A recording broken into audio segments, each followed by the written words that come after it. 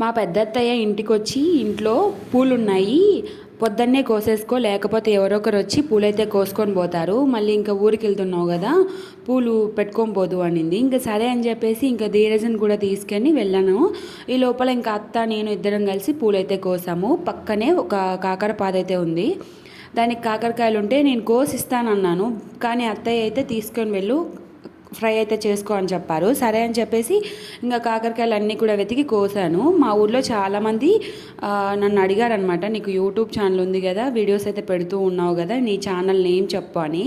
కొంతమందికి చెప్పాను, కొంతమందికి చెప్పలేదు. చాలామంది అంటే కొంతమంది నన్ను మంచిగా అంటున్నారనమాట, నీ వాయిస్ రియల్ కన్నా యూట్యూబ్లో చాలా బాగుందని.